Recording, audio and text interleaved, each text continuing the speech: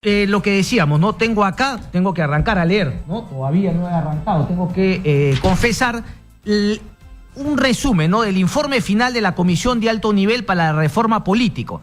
Fernando Tuesta Soldevilla ha presentado, él lideró junto con otros distinguidos personajes, Martín Tanac, etcétera, etcétera, y ha planteado una serie de propuestas. La que mostramos hace instantes fue justamente esta de que sea la Corte Suprema quien levante la inmunidad parlamentaria que se da en países vecinos como, por ejemplo, Chile. Estamos con Jorge Jáuregui, miembro del Instituto Peruano de Derecho Electoral, justamente para comentar un poco esta propuesta, que creo yo debería ser la pepa, pero bueno, estamos en el tema de la interpelación, más que por las preguntas per se, por este temor, ¿no?, que ha surgido respecto de derogar la ley 3737 o quererse tumbar el acuerdo. Hasta ahora yo no veo ninguna razón para eso, pero bueno. Jorge Jáuregui, muy buenos días, gracias por estar aquí. Muy buenos días, Cristian, es un verdadero placer estar en tu programa. A ver, entiendo que usted sí ha hecho la tarea que yo no he hecho, y está un poco más empapado de las propuestas. Cuéntenos un poquito en términos generales cómo la ve, cuáles son las más resaltantes de su punto de vista. A ver, en principio yo diría que es una propuesta interesante, hay que reconocer y felicitar el esfuerzo, digamos, de poder elaborar una propuesta que trate de calzar en todos los ámbitos de las deficiencias que tiene el sistema político que ha hecho esta comisión de alto nivel, ¿no? Hay que darle el crédito y el reconocimiento. Creo que se preocupa mucho esta propuesta por, digamos, mejorar los niveles previos al acceso al poder de la representación. Por ejemplo, varía los requisitos para la inscripción de organizaciones políticas, sí. Elimina el requisito de firmas de adherentes que hay que resaltar esto. Es un requisito que no tiene mayor relevancia, porque los adherentes son personas que no tienen la condición de afiliados, ¿sabes? Es decir, no son el tener la condición de adherente, que es firmar un documento diciendo yo quiero que inscriban este partido, claro. No me da la condición de afiliado y con los derechos y de lo que la figura que antiguamente se llamaba de militante activo y tal, ¿no? Entonces, realmente era una fórmula, era un diseño institucional que generaba el incentivo ¿para qué? Para que se monten fábricas de firmas, ¿no? Entonces, sobre esta base queda un poco digamos, el filtro para la inscripción final de las organizaciones políticas y para que éstas participen en la elección, en las elecciones políticas. Okay. Una fase intermedia que también están, digamos, empoderando mucho, están fortaleciendo mucho, que es el ámbito de la democracia interna. Es decir, ahora las elecciones de democracia interna son obligatorias, sí, pero son bastante oscuras. Las hacen los partidos a través de un órgano electoral central. Claro, y es la posibilidad de invitar a la UMPE, pero no es finalmente una necesidad para confirmar que hay una democracia interna. Exacto. ¿Qué es lo que propone esta propuesta, no?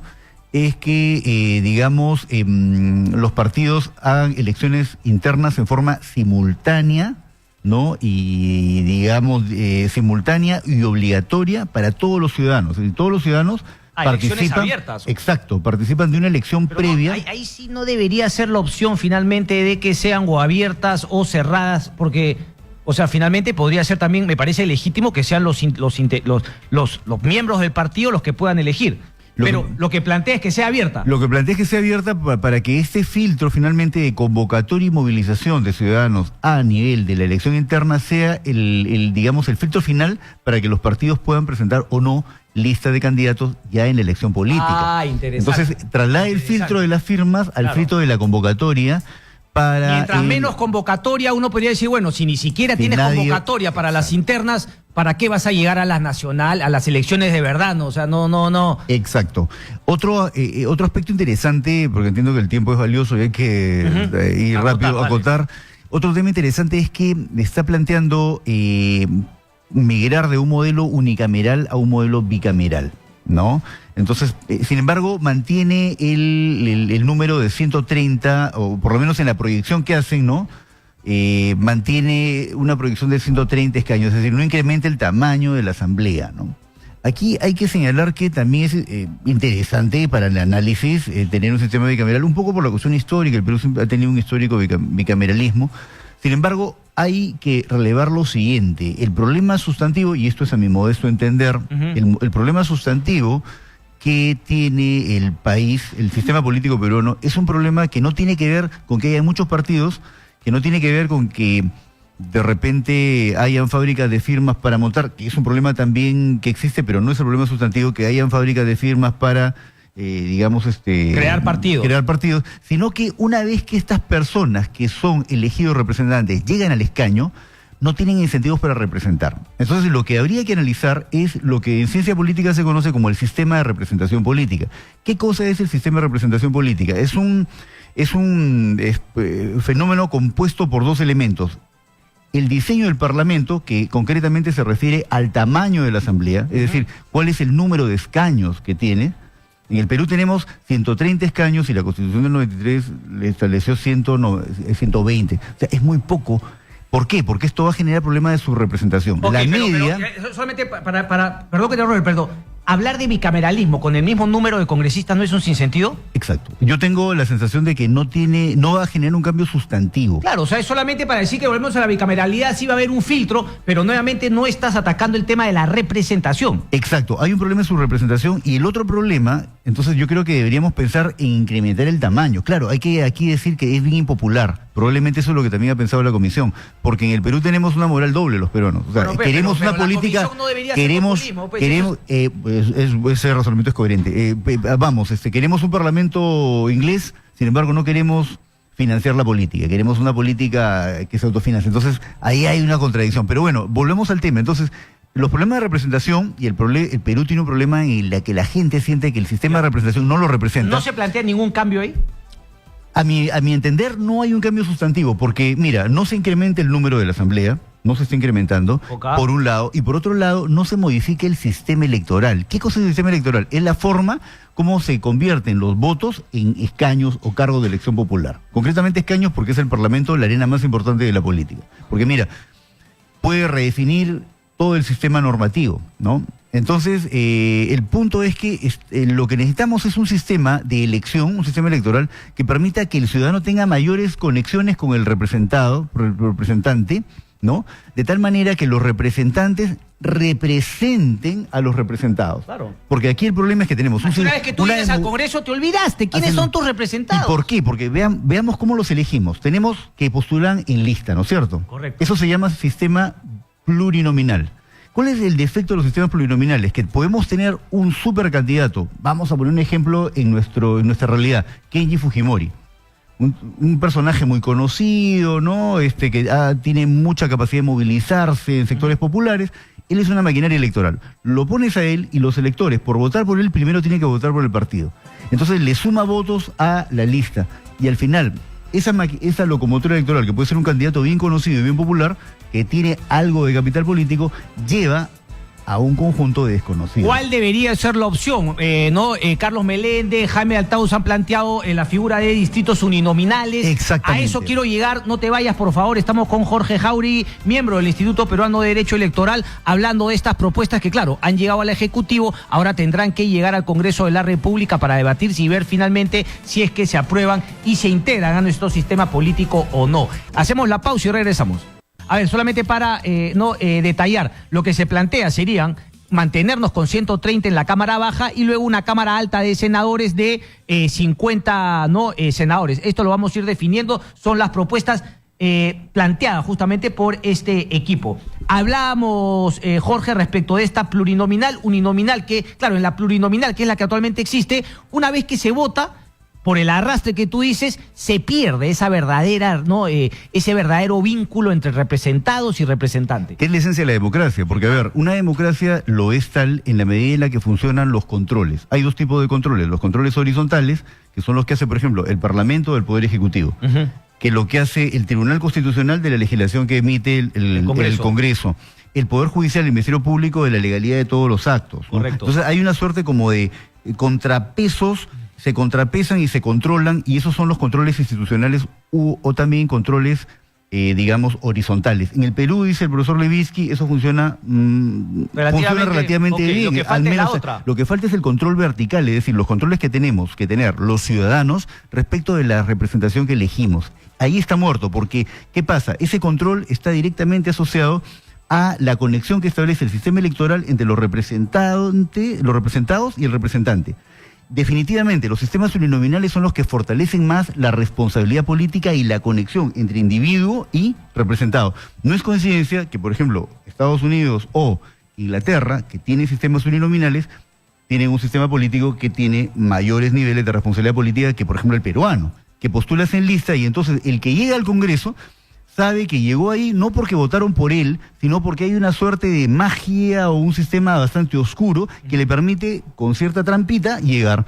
Muchos congresistas actuales tal vez no habrían podido ser alcaldes distritales con la votación que alcanzaron individual, aunque hay que hacer ahí una abstracción adicional, ¿no? Pero lo cierto es que en tanto no haya ese conector fuerte, no vamos a superar el problema sustantivo del país. Que el problema sustantivo del Perú es que el sistema de representación no representa. Entonces ahí hay que preguntarse cómo esperamos que una democracia liberal de tipo representativa no sea representativa, no funcione. Es un sistema político colapsado. Entonces lo que tenemos que hacer es ir a la médula y entender que el problema es la representatividad. Y tenemos que aplicar modificaciones en el diseño institucional que nos permitan incrementar la responsabilidad política y la representatividad del sistema político. Y ahí hay un tema adicional, que no es ningún secreto y hay que decirlo, que la Constitución del 93 y ese escaño y ese parlamento chiquitito, ¿no?, que genera subrepresentación. Pero esto tampoco se busca corregir, o sea, estamos hablando en estos momentos, Jorge, de lo que el deber ser o lo que finalmente se ha planteado en esto, porque claro, a medias, en el tema de senadores. Yo diría que es bastante, algo se busca en el tamaño de la asamblea, algo se busca revertir, porque lo que se establece es que haya un representante por cada 150.000, dice, ¿no? Sí. Pero luego, haciendo el cálculo, van ahí a 130 congresistas, es lo que están planteando. Entonces me parece que no hay un cambio ahí sustantivo. Hay que considerar que tenemos un padrón electoral de 23 millones de electores aproximadamente. Entonces, que deberíamos tener entonces con esa media, deberíamos, para llegar al estándar europeo, que es 60.000 electores por un representante, bueno, pongámonos un punto medio, 100.000 electores, necesitaríamos un parlamento por lo menos de 300 escaños. Sí, pero lo sé que acá por el desprestigio del Congreso, pero si nos vamos a cualquier país, y no países que has mencionado, Estados Unidos, sino nos vamos aquí a los vecinos, por favor, o sea, Colombia, Chile tiene muchísimo... Una política que funciona mejor. Pues, ahora, parece que nadie quiere hacer la reforma que no es popular al comienzo, pero que obviamente luego muestra sus virtudes. Y esa es la figura de estadista. Dieter Noll dice que no hay reforma buena o mala, sino que depende del interés que buscas. O sea, yo creo que la reforma que estoy planteando, que es una reforma de migrar a sistemas uninominales e incrementar a 100.000 electores por 80.000 electores por cada representante con distintos uninominales, es una reforma que está pensada en el ciudadano. Correcto. Porque ahora todas las reformas están pensando en diversos... Eso es lo que tiene que entender, pero claro, para eso hay que hacer también pedagogía, porque el ciudadano desconfía mucho y claro, con este tema de los gastos de representación se ha generado un círculo vicioso. Hay un problema con el que hay que enfrentar en este caso y que hay que entenderlo así, ¿no? Que tenemos que el tema electoral es bastante oscuro, es decir, es un detalle que el ciudadano de a pie no entiende con la facilidad que puede entender, no sé, el delito de hurto, por ejemplo, que es más sencillo. Y por otro lado, que hay una resistencia cultural en el país por la política. Tenemos una fuertemente afincada cultura antipolítica. Correcto. Y eso se fortalece en los 90. Jorge, no te vayas, por favor, porque quiero hacerte unas últimas preguntas finales, pero voy a ir al Congreso, así vamos a estar durante la programación. Álvaro Tapia nos informa respecto de la primera pregunta. Álvaro, ¿cómo fue?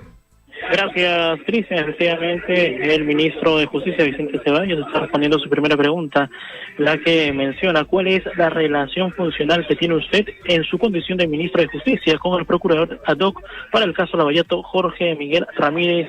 Escuchemos al ministro. La defensa jurídica del Estado se rige por los siguientes principios: autonomía funcional. La defensa jurídica del Estado se ejerce por medio de los procuradores públicos, quienes actúan con autonomía en el ejercicio de sus funciones, quedando obligados a cumplir los principios rectores del sistema. Y aún más, porque en este mismo Parlamento y en comisiones ordinarias y especiales se ha reclamado la autonomía funcional de los procuradores, a pesar de que ya la propia norma lo regulaba. Se promulgó el 2017, como lo indicaba antes, el decreto legislativo 1326, que debe sustituir el 1068, y en su artículo 6 se reitera en la conceptualización de la autonomía funcional para los procuradores. Es la potestad que posee él o la Procuradora General del Estado, procuradores públicos y procuradores públicos adjuntos o adjuntas, de organizar y ejercer funciones libre de influencias e injerencias en concordancia con los demás principios rectores. Exitoso. Con estas precisiones, señor presidente, voy a pasar a resolver la primera interrogante que ya me ha trasladado el señor relator. Exitosa.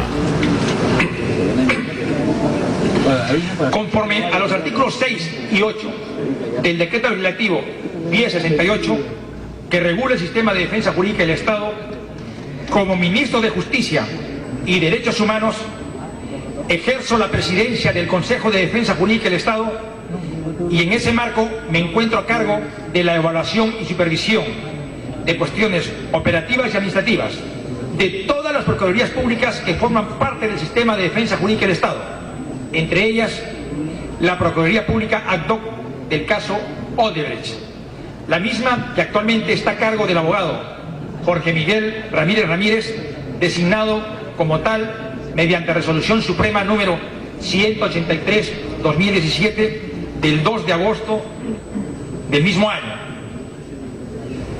Al respecto, resulta imprescindible resaltar que los procuradores públicos... Bien, entonces Álvaro, está dando la explicación respectiva el ministro de Justicia, Cristian. Listo, Álvaro, volvemos en cualquier momento para que nos hagas el resumen, ojo. Estoy confiando en ti, viejo. Un abrazo, Álvaro, volvemos en breve. Jorge, a ver, para ir terminando, veo que acá hay mucha gente que está feliz porque en el punto 8 de participación ciudadana dice eliminación de la ley seca. Me parece que esa es la más trascendental. Fuera de bromas.